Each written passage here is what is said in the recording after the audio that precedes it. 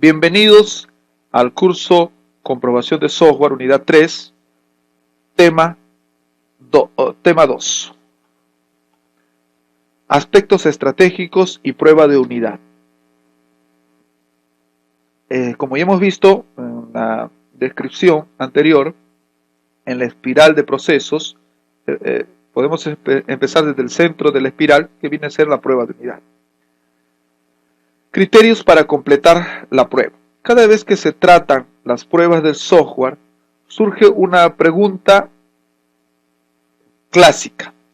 ¿Cuándo hemos terminado las pruebas? Como sabemos que hemos probado lo suficiente.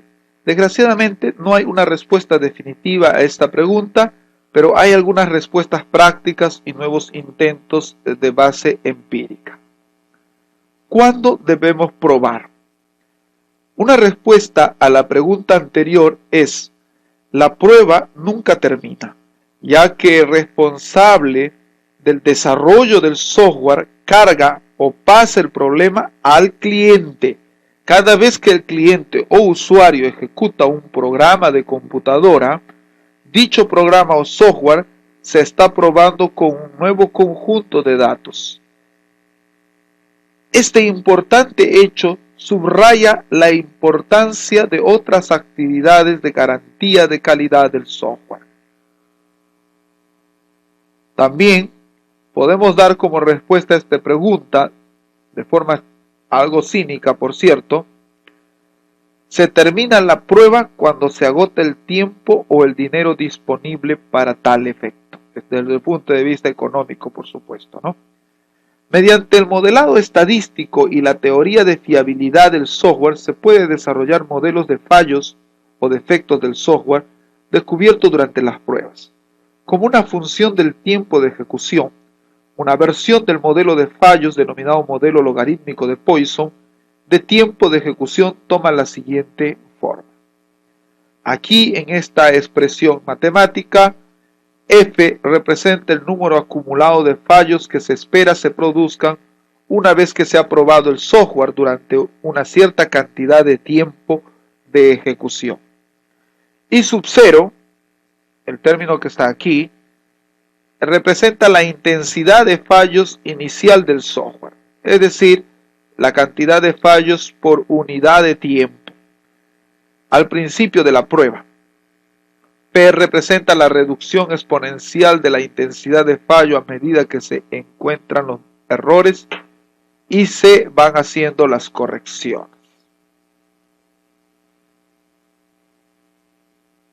La intensidad de fallos y se puede obtener mediante la derivada de la función ft.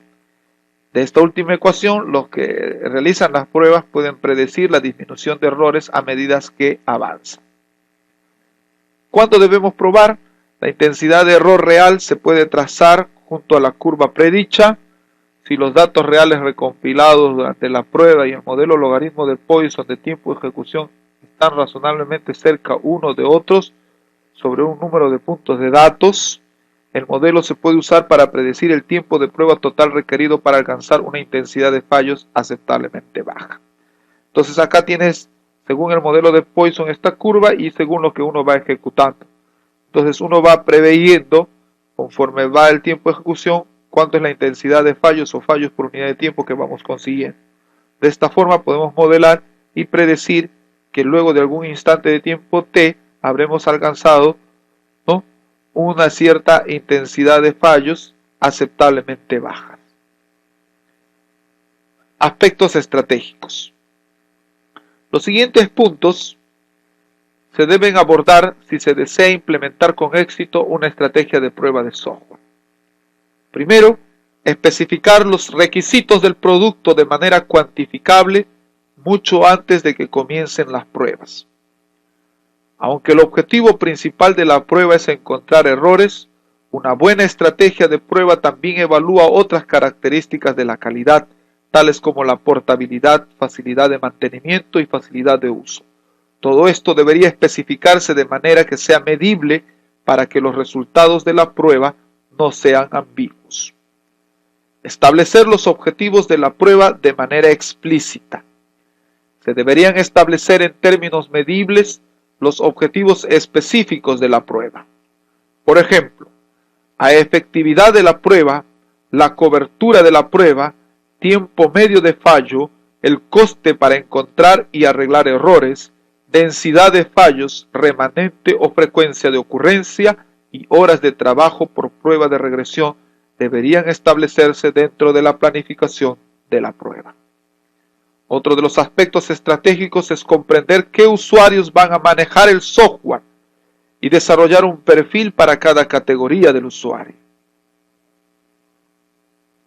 Otro aspecto es desarrollar un plan de prueba que haga hincapié en la prueba de ciclo rápido. Se recomienda un equipo de ingeniería aprenda a probar en ciclos rápidos de 2% del esfuerzo del proyecto. 2% de incrementos de funcionalidad y o mejora de la calidad útil para el cliente y que se puedan probar sobre el terreno. Otro aspecto es construir un software robusto diseñado para probarse a sí mismo. El software debería diseñarse de manera que use técnicas de depuración antierrores, es decir, el software debería ser capaz de diagnosticar ciertas clases de errores. Además, el diseño debería incluir pruebas automatizadas y pruebas de regresión. Otro aspecto es usar revisiones técnicas formales efectivas como filtro antes de la prueba. Las revisiones técnicas formales pueden ser tan efectivas como las pruebas en el descubrimiento de errores. Por este motivo, las revisiones pueden reducir la cantidad de esfuerzo de prueba necesaria para producir un software de alta calidad.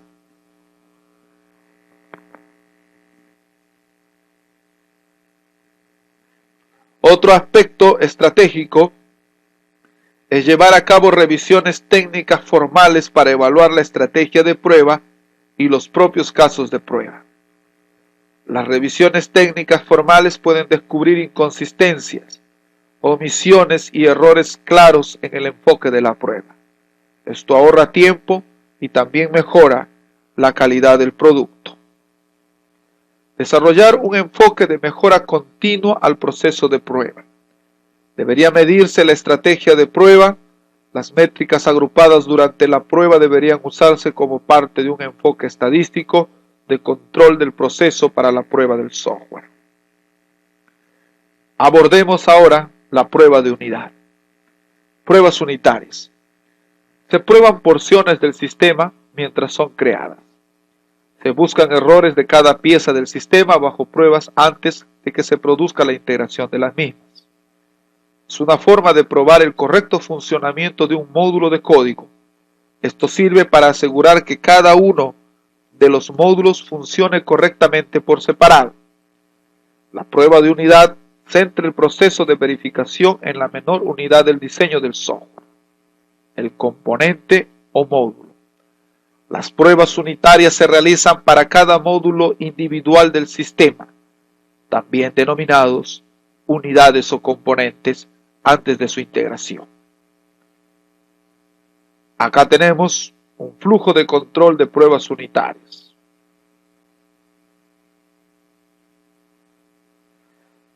Intentan asegurar que cada unidad cumple con las especificaciones antes de integrarlas con otras unidades.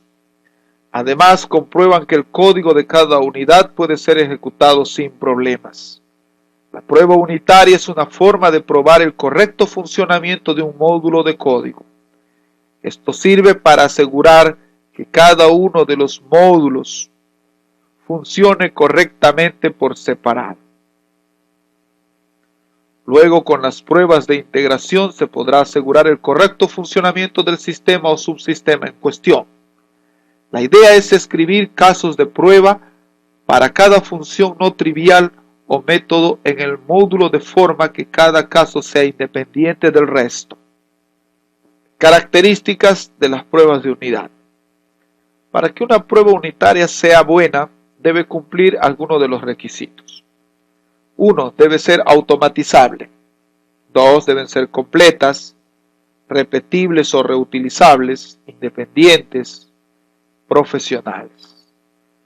Aunque estos requisitos no tienen que ser cumplidos al pie de la letra, se recomienda seguirlos, o de lo contrario las pruebas pierden parte de su función. Vamos a ver el uso de un software desarrollado en Delphi para pruebas de unidad. Se llama D-Unit, que ustedes pueden descargar libremente. Es similar a otras pruebas de herramientas derivadas de JUnit, que fue desarrollado originalmente por grupos partidarios de la programación extrema, la cual, entre otras cosas, sigue una política de primero probar y luego codificar. D-Unit es una herramienta de software libre, por lo cual se puede extender, puede bajarse del internet y se adapta para trabajar con Delphi. En lo que vamos a describir, solamente veremos algunas características de D-Unit, cómo se instala y cómo se utiliza.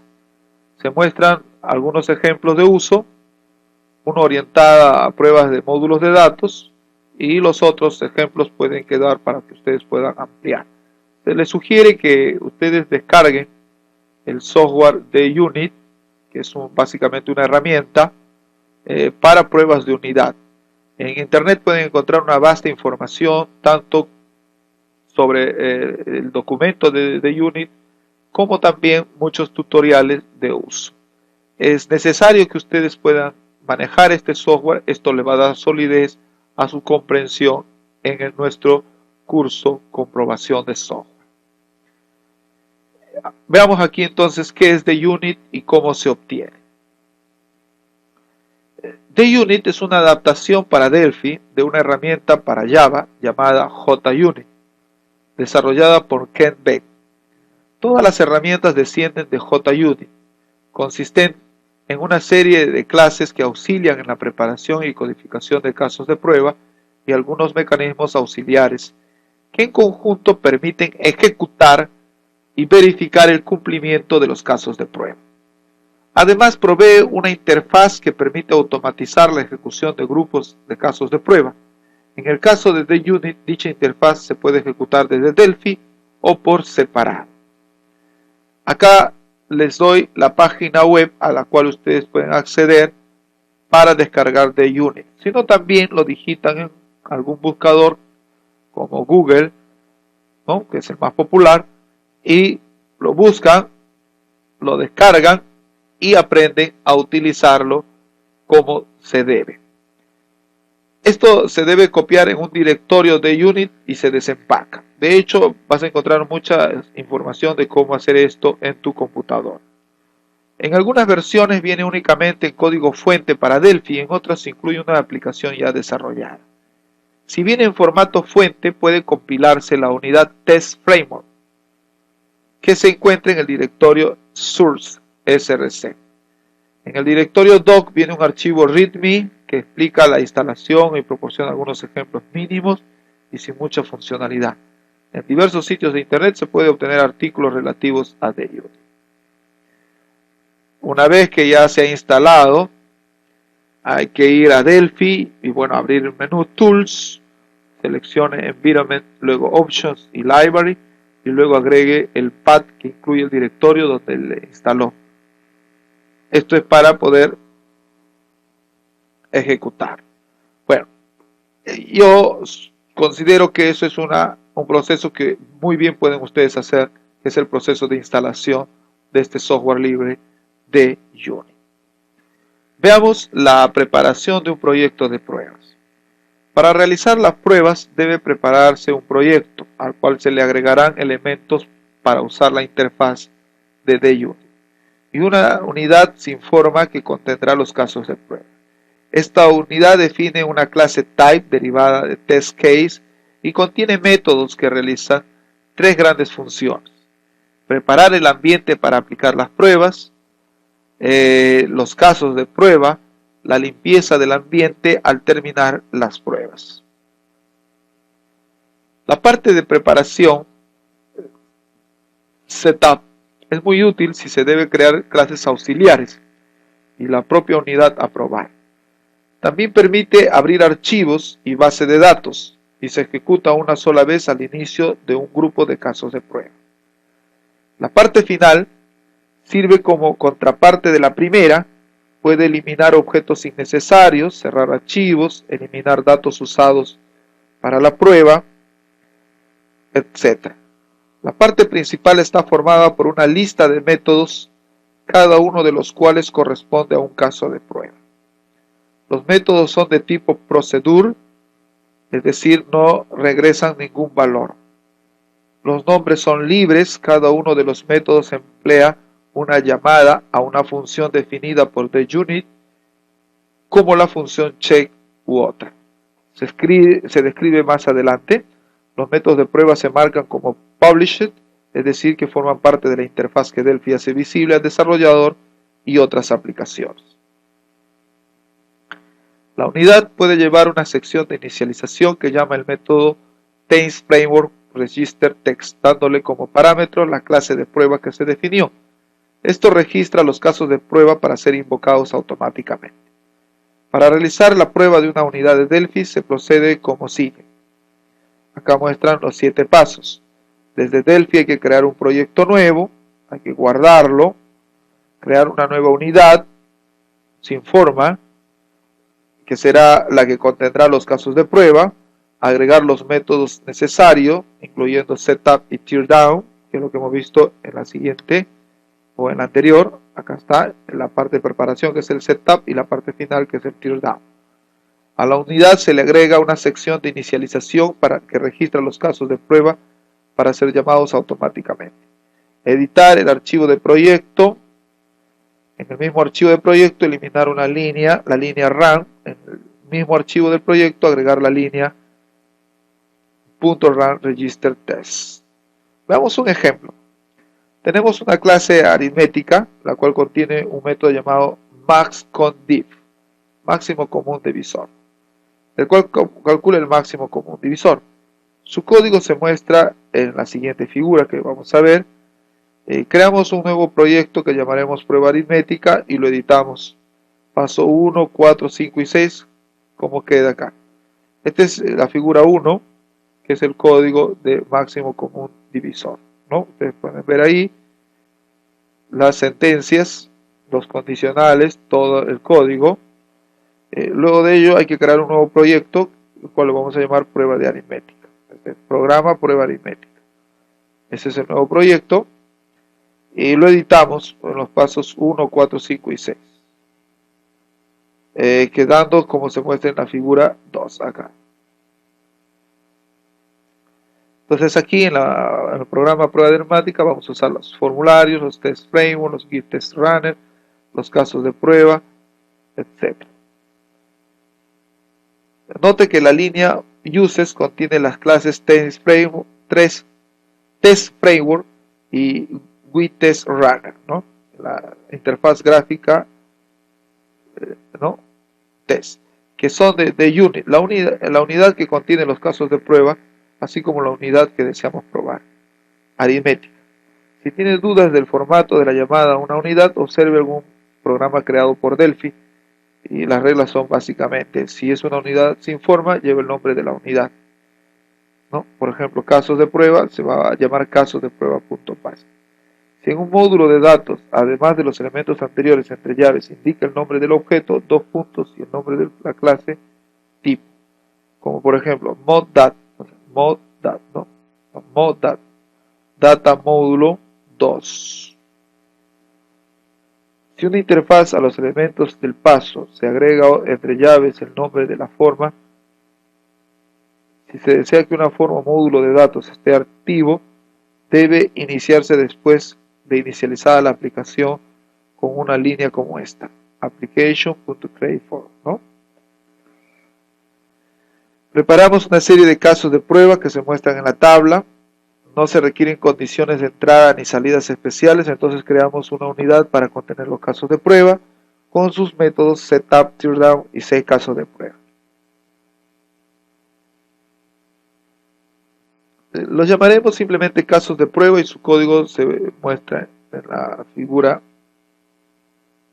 3 que está acá, ¿no? Este es el código de casos de prueba. Entonces aquí en la tabla 1 tenemos los casos que se muestran, 6 casos. Entonces tenemos una entrada y tenemos salidas inesperadas, ¿no? Entonces acá hay un error y acá tenemos fallas. Entonces el comentario es un parámetro ilegal, no hay factor común, el menor es el factor común, números iguales, el divisor común es un valor medio diferente, etc. El código de la unidad que contiene los casos de prueba pueden observarse que empleó la función check, que es una de las que proporciona DUnit. Esta función recibe dos parámetros, un parámetro booleano que resulta de aplicar el método que se está probando con algún valor de entrada y compararlo con la de salida esperada. El segundo parámetro es un mensaje que aparecerá si el valor booleano resulta falso, como por ejemplo es un error deliberado. Significa que calcule el máximo común divisor de 4 y 2, que sabemos es 2, pero lo comparamos con 3, lo cual esperamos resulte falso, ya que es un error deliberado, como se indica en el mensaje. Existen otras funciones alternas al check, algunas de las cuales se tratan más adelante. Pueden consultar la documentación de DUnit para ver sus propios ejemplos. Veamos acá ejecución de las pruebas. Al ejecutar el proyecto se obtendrá una ventana inicial como la que se muestra. La ventana muestra la lista de métodos de prueba. Recuerde que cada uno corresponde a un caso de prueba. Y junto un cuadrito vacío. El probador puede marcar los métodos que desea probar en una corrida y luego iniciar la prueba empleando un triángulo verde, similar al de Delphi.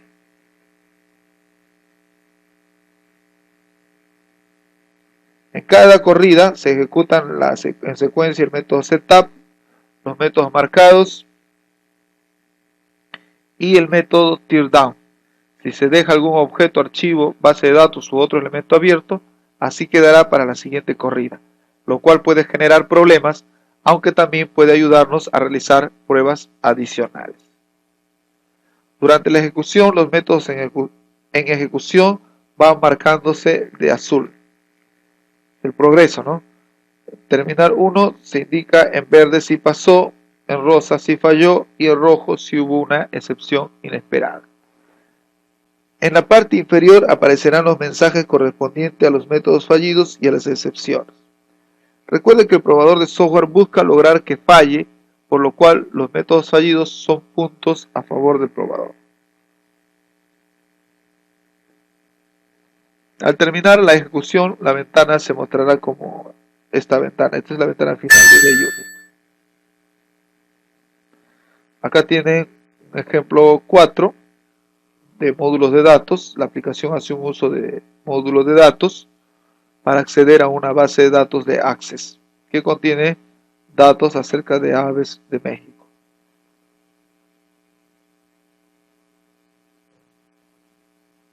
Por el momento el módulo de datos solamente abre y cierra una tabla que es el catálogo de aves, ¿no? Aquí en la figura 7 ya se muestra el programa principal, que se ve breve.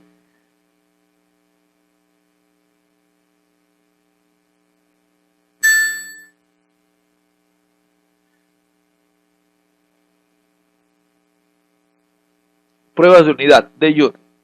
La unidad de prueba se organiza de modo para probar la apertura y el cerrado, marcando y desmarcando los métodos de prueba.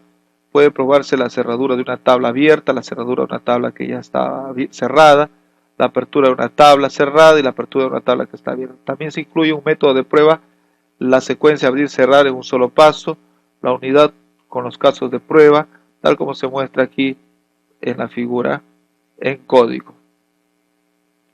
Los resultados de este ejemplo se ven en la figura 9, ¿no? 3 pruebas, 2 corridas, fallas 0, errores 0. Muy bien, hemos culminado el tema 2 de la unidad 3. Hasta entonces.